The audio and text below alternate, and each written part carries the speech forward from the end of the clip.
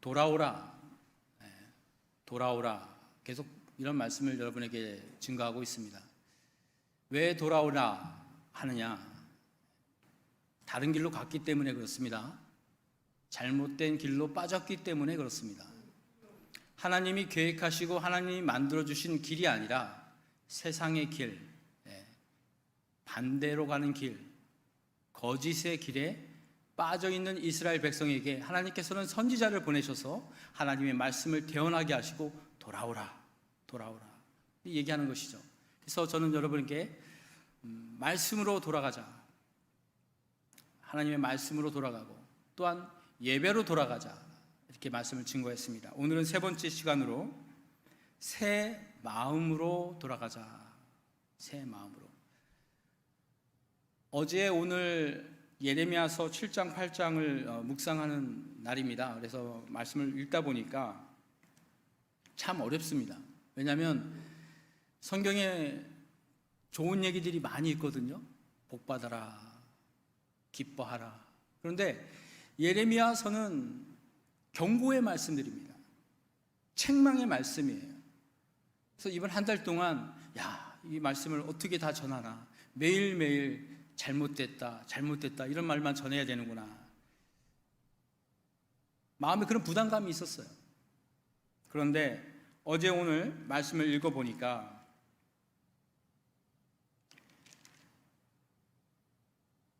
예레미야서 7장 6절에 이런 말씀이 있습니다. 너희는 이것이 여호와의 성전이라, 여호와의 성전이라, 여호와의 성전이라 하는 거짓말을 믿지 말라. 참 놀랍죠?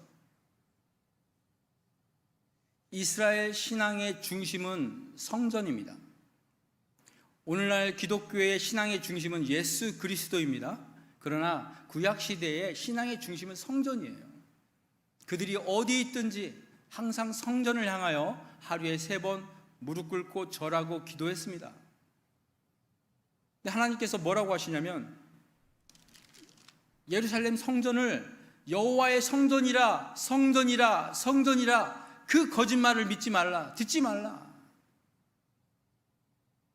놀랍죠? 우리가 믿어왔던, 우리가 신념으로 삼았던, 우리가 그 믿음을 가지고 성장하고 발전해왔던 그 믿음이 때로는 앞으로 더 나아가는데 걸림돌이 될 수도 있습니다.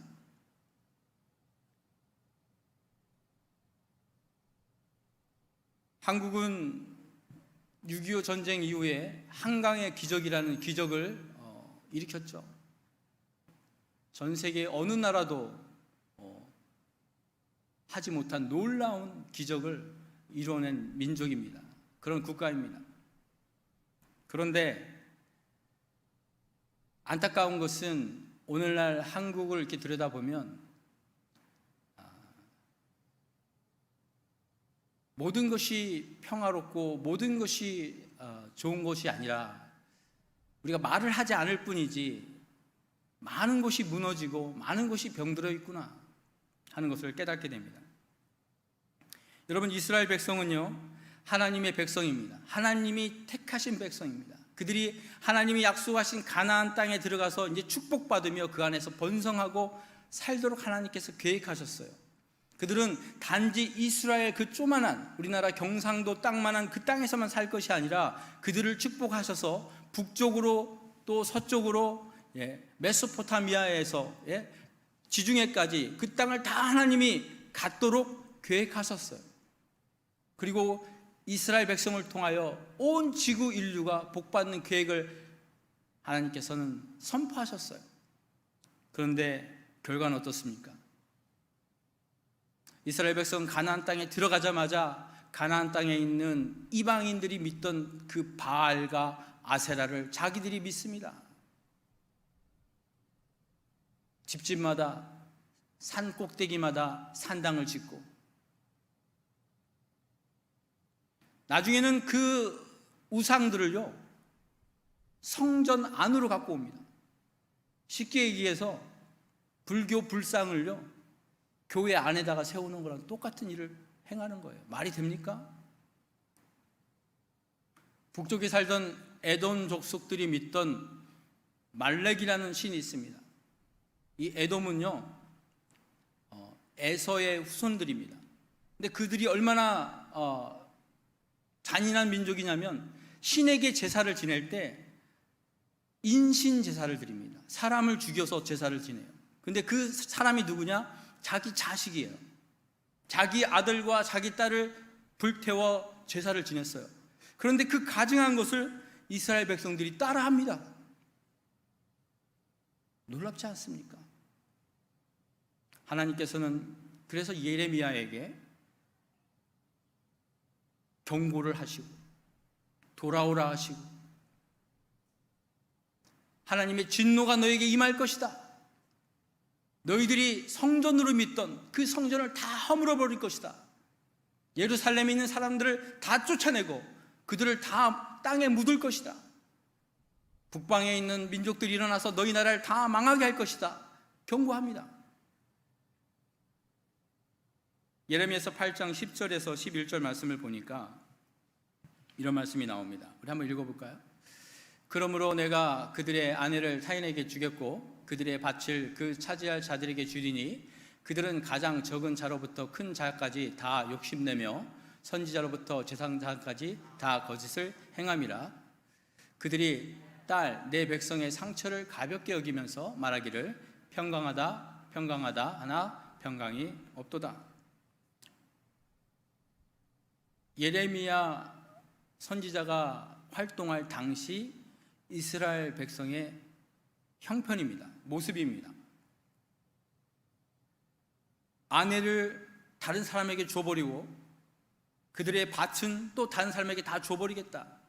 여러분, 저는 이 말씀을 읽으면서 이것이 과거 약 2500년 전에 이스라엘의 모습이 아니라 오늘을 사는 우리 한국의 교회, 우리 기독교인들의 모습과 다르지 않다 생각합니다.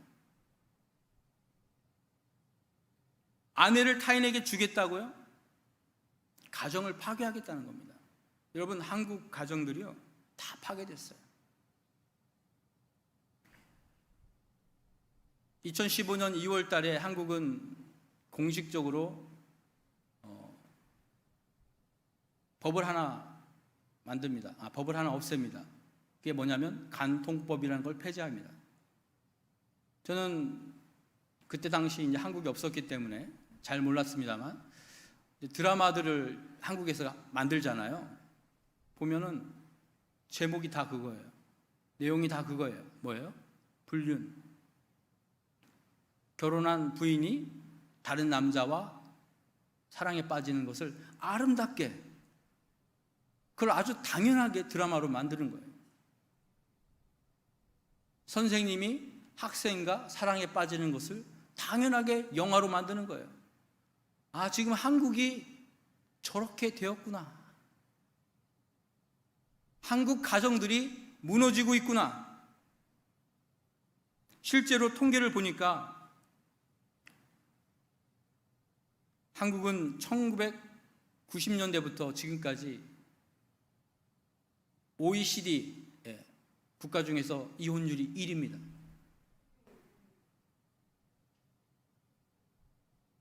하루에 300가정이 이혼하고 있어요.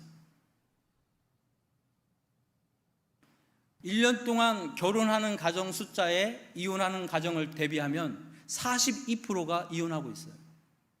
10가정이 결혼하면 4가정은 이혼하는 거예요. 가정이 파괴됐어요. 가정이 무너졌어요. 밭을 차지할 자들에게 준다. 경제 구조가 무너졌어요.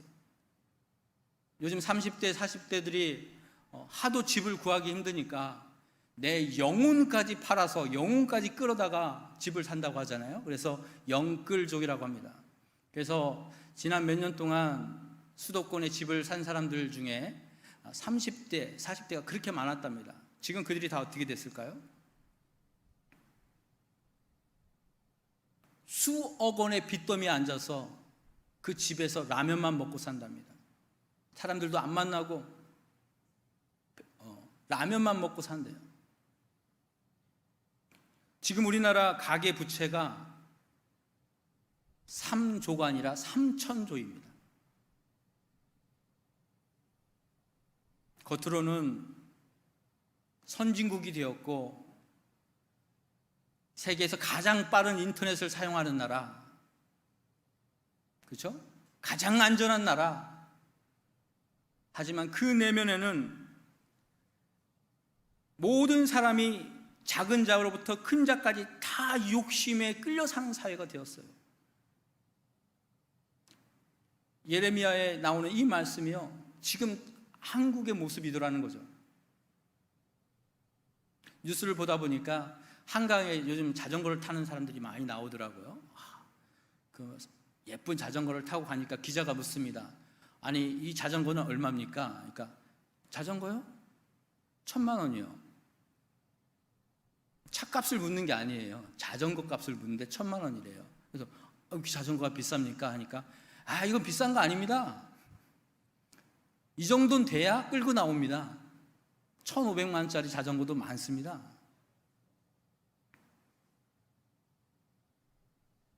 그 사람들은 건강하려고 운동하는 겁니까? 아니면 자기가 자전거가 비싼 거를 보여주려고 운동하는 겁니까?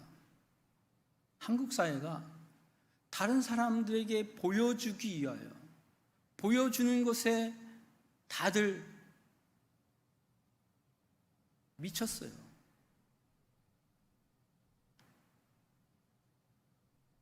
사람들이 그러는 게 아니라 종교 지도자들도 마찬가지입니다. 우리 방금 읽었던 말씀에 선지자들로부터 제사장까지 다 거짓을 행한다. 거짓을 행한다. 그들이 거짓말을 하는 것이 아니라요, 저는 말씀을 전하는 목사로서 이게 말씀을 준비하다 보면은, 이 말씀은 참 전하기 힘들구나. 그러면 건너뛰자. 그냥 성도님들이 듣기 좋은 말씀, 설교하기 편한 말씀을 전하자. 이런 생각이 들 때가 많아요. 이스라엘 백성 당시에 선지자들도 마찬가지입니다. 하나님이 너희를 축복하신다. 하나님이 너희를 지켜주실 거야. 아수르가 공격해도, 바벨론이 공격해도, 이집트가 공격해도 하나님이 지금까지 지켜주셨잖아. 걱정하지 마. 이게 그들이 전하고 싶은, 아니 사실은 이스라엘 백성들이 듣고 싶은 말씀이란 말이죠. 오늘 강단에서 성도들이, 사람들이 듣고 싶어하는 말씀만 전하는 것, 그게 거짓이라는 것입니다. 오히려 진실을 말하고 하나님의 말씀을 전하는 선지자들은 잡아다 죽였습니다.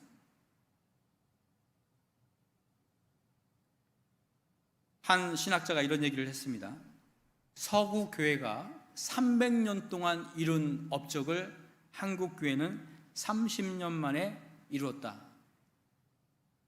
이 말이 칭찬이 아니에요. 지난 300년 동안 기독교는 점점 하강기를 겪습니다. 특별히 유럽이나 북미의 교회들이 점점 힘을 잃고 있어요. 300년 동안 점점. 그런데 우리 한국 교회는 30년 동안 안에 그냥 추락했어요. 왜 그랬을까요?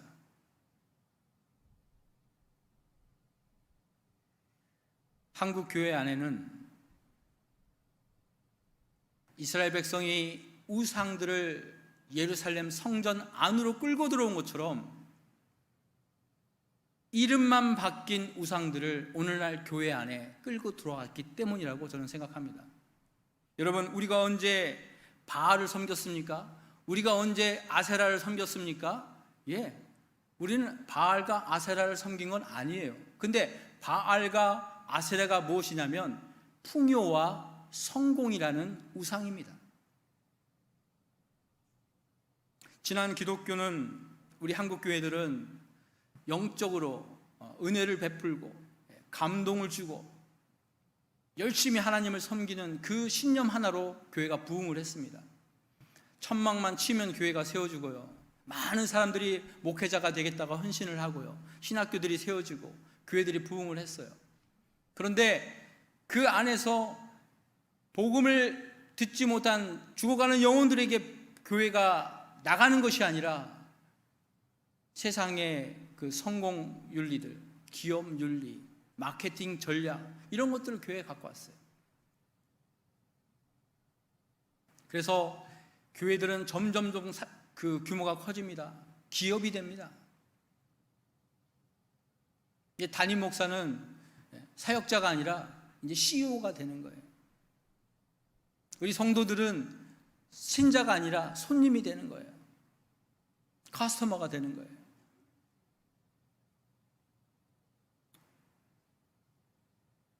저는 예레미야서를 묵상하다가 문득 사도 바울이 로마에 있는 교회에게 편지 쓴 내용이 생각났습니다. 오늘 우리가 읽은 말씀입니다. 로마서 12장 1절 2절. 여러분, 로마는요 당시에 이방 종교의 중심지였습니다. 왜냐하면 로마는 전 세계를 이렇게 차지하면서 흡수하면서 각 나라의 이방 종교를 그대로 인정해 줬어요. 아수르 같은 나라는 그냥 무조건 무차별하게 탄압하고 빼앗고 사람들을 강제로 이주시켰지만, 로마는 이렇게 좀 유화 정책을, 그들의 언어도 사용하게 하고 그들의 종교 지도자들도 그대로 인정해주고, 그러다 보니까 로마에는 약 1000개의 종교가 있었다고 합니다. 그러니까 기독교는 그냥 1000개의 다른 종교 중에 하나였던 거예요. 팔레스타인, 페르시아, 그리스, 또 동방에서 오는 것들, 아시아에서 오는 것들, 모든 종교들이 다 혼합되고 쉽게 얘기해서 짬뽕 될 때 과연 로마에 있는 기독교인들은 무엇을 믿고 어떻게 신앙생활을 하고 어떻게 복음을 지켜나갈 것인가? 이것에 대하여 우리가 읽은 2절의 말씀을 한 것입니다. 저는 오늘 말씀을 통해서 오늘날 한국교회, 다른 사람들 생각할 거 없이 우리 능원교회, 또 저와 여러분에게 주시는 하나님의 음성을 듣기를 원합니다. 새 마음으로 돌아오는 이 명령을 들으시기 원합니다. 한 말씀을 보겠습니다. 1절 말씀 같이 읽습니다. 시작. 그러므로 형제들아, 내가 하나님의 모든 자비하심으로 너희를 권하노니 너희 몸을 하나님이 기뻐하시는 거룩한 산 제물로 드리라. 이는 너희가 드릴 영적 예배니라. 첫 번째 우리가 돌아와야 할 것, 바뀌어야 할 것은 무엇이냐? 새로운 제물로 다른 예배를 드려야 한다는 것입니다. 그동안 구약의 유대인들은요 동물을 데려와서 제사를 지냈어요. 왜냐하면 동물은요 그들에게는 최고의 가치 있는 것이었기 때문입니다. 소가 있어야 농사를 짓고 물건을 나르고 또 우유를 젖을 짜고, 그렇죠? 고기를 잡아서 먹을 수 있는 귀한 동물들을 갖고 왔어요. 오늘날은 우리가 무엇으로 예배드립니까? 물질로, 돈으로 헌금을 합니다. 그런데 사도 바울은 무엇으로 예배하라고 합니까? 말씀을 보시기 바랍니다. 형제들아, 내가 하나님의 모든 자비하심으로 너에게 권하노니. 여기 보니까 권한다, 권면한다. 근데 이 권한다는 게요 불러 소환한다는 의미가 있어요. 법정 용어입니다. 법원에서 누굴 소환하면 반드시 와야 되잖아요. 부른다는 거예요. 너희를 불러서 데려온다. 그리고 권면한다, 간청한다, 간절히 부탁한다, 이런 의미입니다. 무엇으로요? 하나님의 자비하심으로. 하나님이 우리를 자비함으로, 긍휼히 여기심으로 우리를 보십니다. 불쌍히 여기십니다. 내가 지금 너희들에게 이런 간청을 하는 근거는 무엇인가? 하나님이 우리를 긍휼히 여기신다, 불쌍히 여기신다, 이렇게 얘기하면서 말을 시작하는데요, 우리에게 요구되는 것은 무엇인가? 너희 몸을 제물로 드리랍니다. 여기서 몸은요, 복수형으로 쓰여 있습니다. 너희의 몸들을 드려라. 그러니까 우리의 몸, 이 육신의 몸뿐만 아니라 우리 몸 안에 있는 모든 것, 마음, 생각, 의지, 다시 말해서 전 인격적으로 하나님 앞에 드리라는 거예요. 통째로, 산채로. 구약 성경에는 동물을 죽여서 죽은 제물을 드렸지만 이제 너희들이 드리는 이 예배는 산 예물을 드려야 한다. 너희들이 가져오는 송아지, 소, 염소, 양 이것이 아니라 너희 자신을 드려야 한다. 능원교회 성도 여러분, 오늘 교회 나오시면서 예물을 준비하셨습니까? 들어오시면서 예물을 드리셨죠?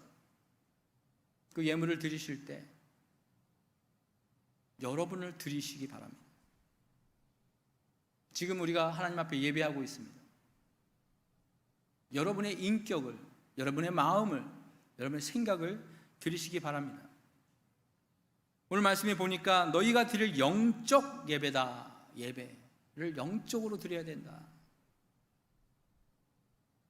이 영적인 예배를 드리라고 하니까 우리는 어떤 생각을 하냐면 약간 신령한 예배, 그죠? 은혜로운 예배, 뜨거운 예배, 이런 예배를 생각합니다. 오늘날 한국 교회가 지금까지 영적인 예배를 선호했어요. 예배 시간에 목사님이 설교를 하더라도 좀 영적인 설교, 네? 할렐루야 이게 아니라 할렐루야 이렇게 하면 우리 목사님 영적이셔. 오늘 말씀은 이렇습니다가 아니라 어제 기도하는데 하나님께서 이런 말씀을 주셨습니다. 우리 목사님 영적이셔.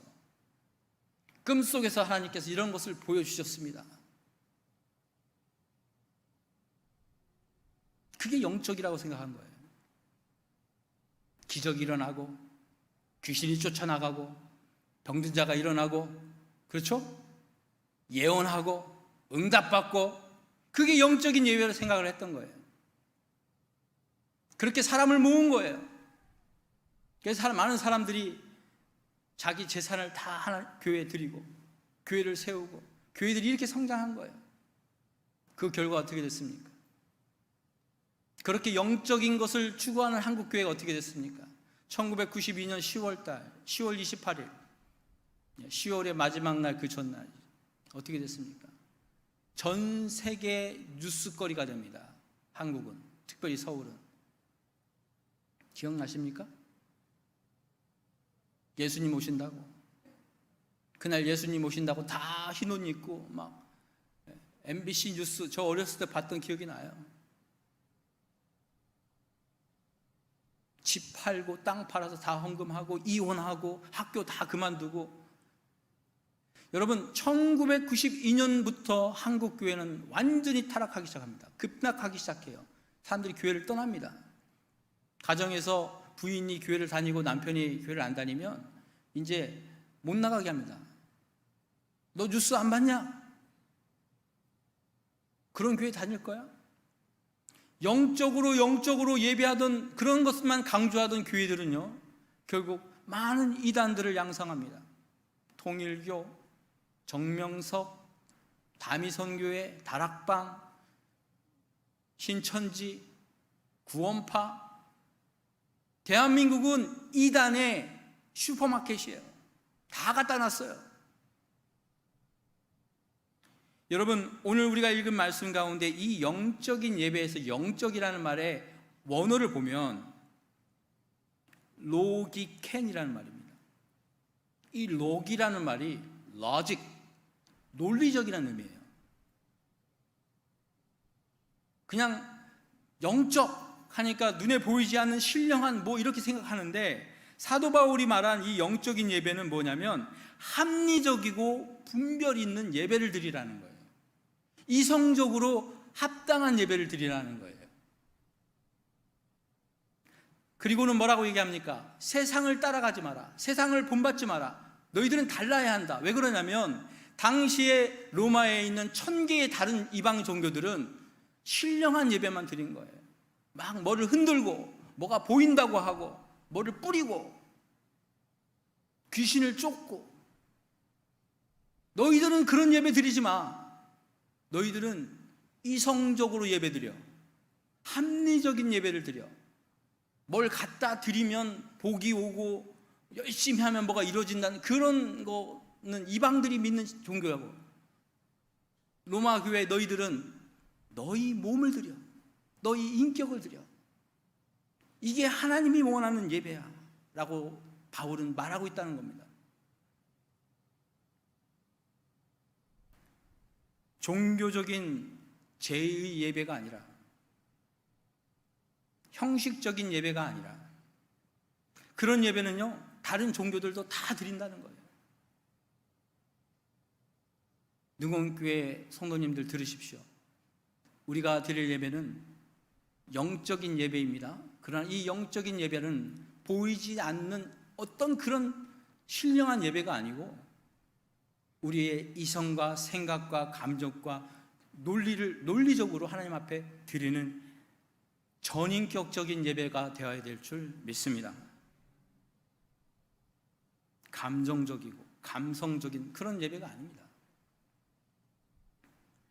그러면 우리가 어떻게 이러한 예배를 드릴 수 있습니까? 이제 2절 말씀에 사도 바울은 2개의 명령문으로 그것을 설명하고 있습니다. 첫 번째 명령문은 본받지 말라는 명령문입니다.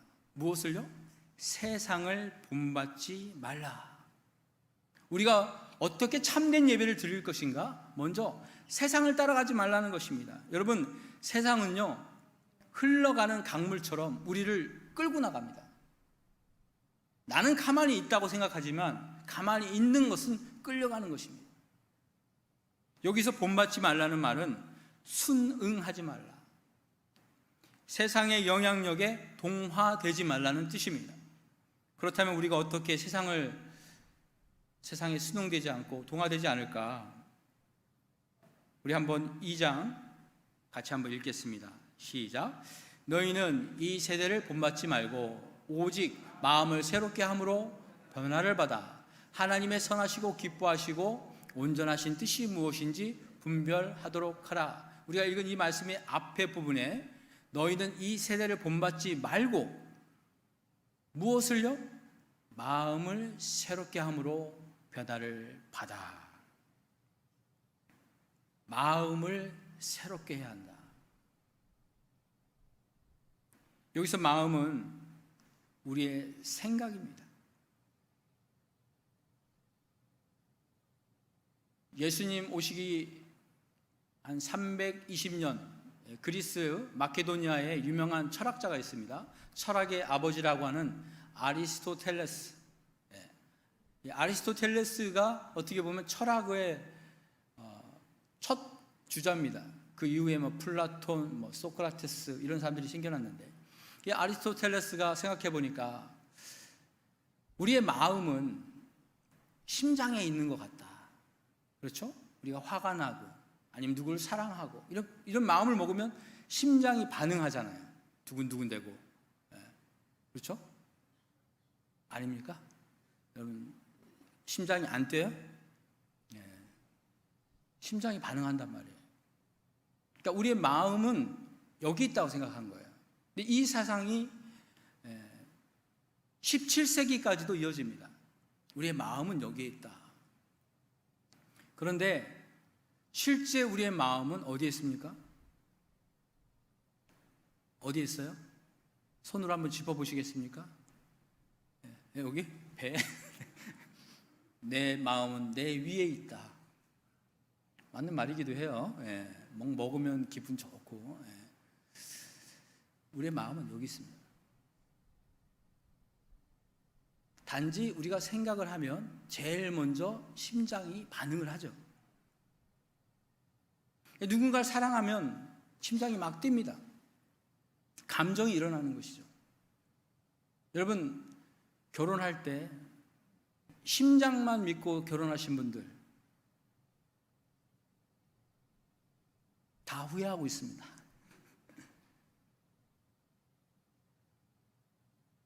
그 인디안들이 그 사랑이란 다른 사람의 앞모습이 아니라 뒷모습이 보일 때 그게 사랑이다, 이런 말을 했다고 하더군요. 앞모습의 아름다운 모습에 반하여 내 심장이 뛸 때, 아, 이게 사랑인가 보다. 그렇지 않다는 거예요. 뒷모습이 보인다는 것은 그 사람의 약점과 연약함이 보일 때, 그 사람이 지고 가는 무거운 짐이 내 눈에 들어올 때, 그것이 사랑이다. 감정적인 사랑이 아니라 생각하는 진짜 사랑을 얘기하는 것이죠. 지금까지 우리의 신앙은 가슴 뛰는 신앙을 요구했어요. 가슴이 복받고 눈물, 콧물 짜고 기분이 좋고 흥분되는 그런 신앙을 얘기했어요. 그런데 오늘 말씀에 보니까 마음을 새롭게 할 때 이 마음이 히브리 말로, 헬라 말로 노스라는 말이에요. 이것은 감정이 아니에요. 기분이 아니에요. 바로 지성과 이성과 판단 능력을 의미하는 말입니다. 사도 바울은 너희 생각을 바꾸어라. 너희 마음을 바꾸라는 것은 너희 감정을 바꾸라는 것이 아니고 너의 이성을, 너의 판단 능력이 바뀌어야 한다. 그래야 세상에 이 흐르는 강물에 너희들이 떠내려가지 않는다. 우리 능원교회가 세상의 풍류에 떠내려가지 않으려면 우리의 생각이 바뀌어야 합니다. 세상의 방식, 세상의 목적, 세상의 가치에 끌려가지 않는 것입니다. 그렇다면 우리가 어떻게 바꿀 수 있는가? 두 번째 명령어, 사도 바울이 사용한 두 번째 명령어는 말씀해 보시면 분별하여 변화하라는 말입니다. 우리 다시 한번 2절 말씀을 같이 읽도록 하겠습니다. 시작. 너희는 이 세대를 본받지 말고 오직 마음을 새롭게 함으로 변화를 받아 하나님의 선하시고 기뻐하시고 온전한 뜻이 무엇인지 분별하도록 하라. 여기서 분별하라는 말은 구분하라, 단순히 구분하는 것을 더 넘어서 증명하라, 시험하라, 조사하라, 이런 의미입니다. 무엇을요? 그 앞절에 계속 보시면, 앞절을 계속 그 절을 다시 보여주실래요? 예. 분별하는데 무엇을 분별하라고요? 하나님의 선하시고 기뻐하시고 온전한 뜻이 무엇인지를 분별하라는 거예요. 하나님이 선하시고 기뻐하시고 온전하신 뜻이 무엇인지 증명하고 시험하고 조사하고 연구하고 공부하라는 거예요. 그것을 통해서 우리의 생각이 바뀐다는 것입니다. 아, 오늘부터 내가 생각을 바꿔야겠어, 결심했어, 이렇게 바뀌는 게 아니라 하나님이 무엇을 선하게 여기시는지, 무엇을 좋게 여기시는지, 하나님이 무엇을 기뻐하시는지, 하나님이 좋아하시고 옳게 여기는 게 무엇인지 우리가 알고 깨닫고 공부할 때 우리는 변화하는 것입니다. 하나님을 공부함으로, 하나님을 알므로 변화되시는 저와 여러분 되기를 원합니다. 호세아서 6장 6절 말씀에 나는 인애를 원하고, 여기서 인애는요 자비입니다. 나는 자비를 원하고 제사를 원하지 아니하며. 제사는 예배죠. 하나님이 지금 우리에게 하는 말입니다. 능원교회 성도들아, 나는 자비를 원하고 예배를 원하지 않아. 번제는 우리가 드리는 예물이잖아요. 너희들이 드리는 예물보다 무엇을 원하는가? 하나님을 아는 것을 원한다는 거예요. 우리가 1000번의 제사를 드리는 것보다, 우리가 내 재산을 다 하나님 앞에 드리는 것보다 하나님을 알기를 힘쓰고 하나님을 배우고 하나님을 공부하고 하나님을 조사하고 연구하고 시험하는 것을 하나님이 더 기뻐하신다. 그러므로 우리는 달라져야 됩니다. 그동안 신앙생활, 아버지 때로부터, 할아버지 때로부터, 그냥 조상 때로 이어져 내려오는 어떤 방식의 그런 예배가 아니고, 그런 제사가 아니고, 그러한 신앙생활이 아니고, 본질적으로 우리 자신을 하나님 앞에 드리는 예배, 세상의 풍요에 끌려가지 않는 예배, 내가 변화받는 예배, 그 예배의 시작은 하나님이 어떠한 뜻을 가지시는가, 하나님이 원하시는 것은 무엇인가, 하나님이 옳다고 여기는 것은 무엇인가 아는 것에서 시작되는 것입니다. 하나님은 어디 계십니까?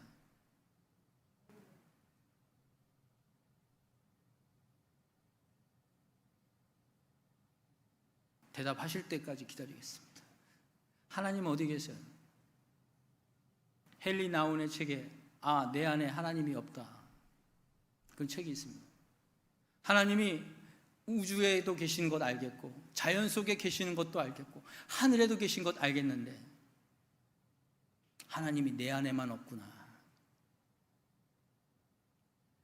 하나님이 이스라엘 백성을 애굽에서 건져내시고 광야에서 얘기하십니다. 내가 너희들 가운데 거하기 위하여 너희를 불러냈다. 예수님이 이 땅에 2000년 전에 오십니다. 그의 이름이 임마누엘, 우리와 함께 하신다. 왜 우리를 구원하셨다고요? 왜 우리를 죽기까지 사랑하시고 자기의 목숨과 우리의 생명을 바꾸셨다고요?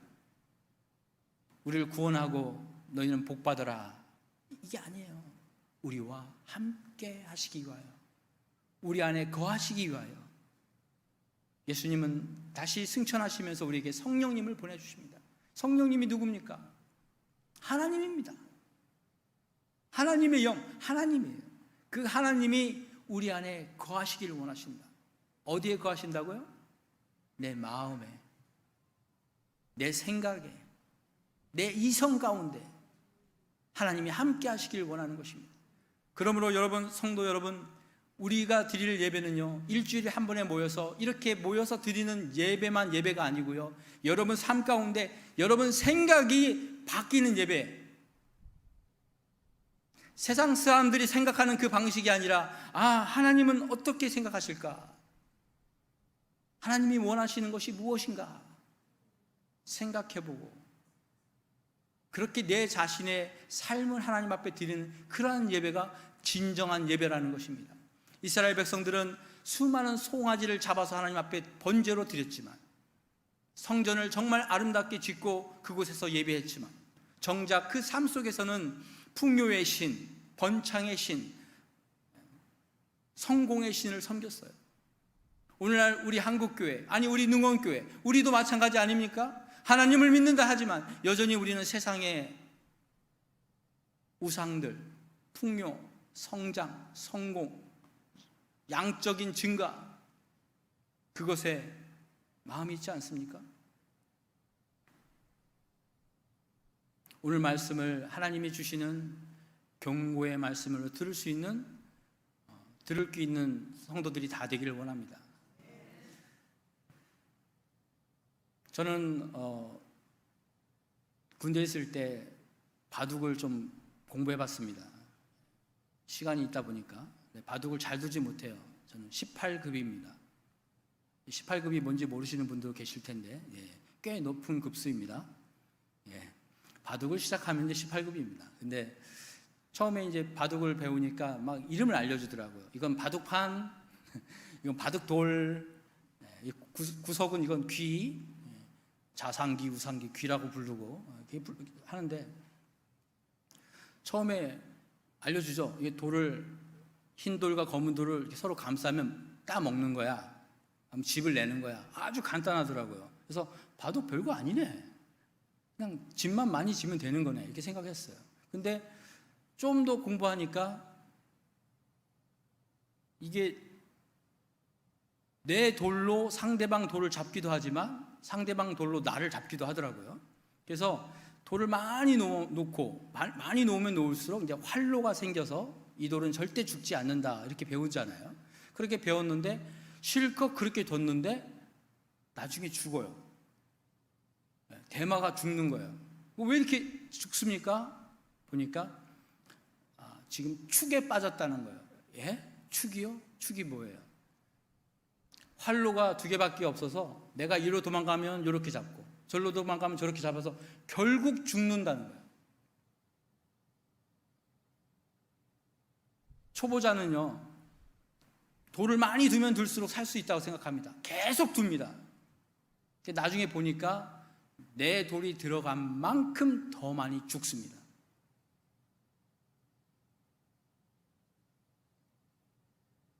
어렵다. 바둑 어렵다. 그래서 그만뒀습니다. 그런데 한 가지는 배웠어요. 세상 인생에도 축이 있다. 내가 축에 빠지면 빨리 깨달아야 돼요. 그리고 지금까지 들어간 거 아까워하지 말고 당장 손을 떼야 돼요. 이해가 되십니까? 감정적으로 야, 내가 지금까지 투자한 게 얼만데, 내가 지금 이거 가지고 여태까지 먹고 살았는데, 이거 내 자존심인데 하고 쏟아 부으면 부은 대로 더 망하는 것이 축이라는 거예요. 이스라엘 백성들은 자기들이 믿었던 신념, 성전에만 있으면 우리가 무슨 죄를 짓더라도 하나님이 용서해 주실 거야, 구원해 주실 거야. 내가 일주일 동안 내 마음대로 살아도 그래도 마지막에 성전에 나와서 주여 잘못했습니다 하면 하나님 무조건 용서해 주실 거야. 잘못된 생각, 잘못된 방향으로 자꾸 자기 것을 둡니다. 결국 어떻게 됩니까? 하나님의 진노만 커지는 것이죠. 성도 여러분, 감정이 아니라 이성적인 판단을 하시는 저와 여러분 되기를 원합니다. 하나님, 내가 지금 가고 있는 길이 다른 사람들이 볼 때는 맞다 할지라도 하나님께서 원하지 않는 길이라면 멈추게 해주세요. 손을 떼게 해주세요. 그리고 하나님이 원하시는 길, 그 길을 가게 해주세요. 이게 지혜로운 것입니다. 죄악의 축에 빠져서 계속 내 시간과 내 열정과 내 시간과 내 시각과 내 감정을 소비하지 마세요. 우리 교회도 마찬가지입니다. 우리 가정도 마찬가지입니다. 악의 풍조에 쓸려가는 한국 사회, 한국 교회, 안타깝습니다. 그러나 더 안타까운 것은 내가 그곳에 빠졌는지 아직 깨닫지 못한다는 그것이 더 안타까운 것인 줄 믿으시기 바랍니다. 하나님은 우리의 마음의 예배를 원하시고 우리의 마음 가운데 거하기를 원하십니다. 이 시간 우리가 찬양하고 기도할 텐데요, 하나님, 우리의 마음을 받아주세요. 내 생각을 받아주세요. 그리고 내 마음, 내 심장, 내 생각에 찾아와 주셔서 이곳에 거하여 주세요. 사람들은 하나님이 없다고 합니다. 하나님이 보이지 않는다고 합니다. 그러나 하나님, 내 안에는 계시잖아요. 내 안에 가득 채워주세요. 내 마음을 주님 앞에 드립니다. 내 마음을 열어드립니다. 환영합니다. 여러분, 이렇게 마음으로 하나님 앞에 나가는 것, 그것이 예배인 줄 믿습니다.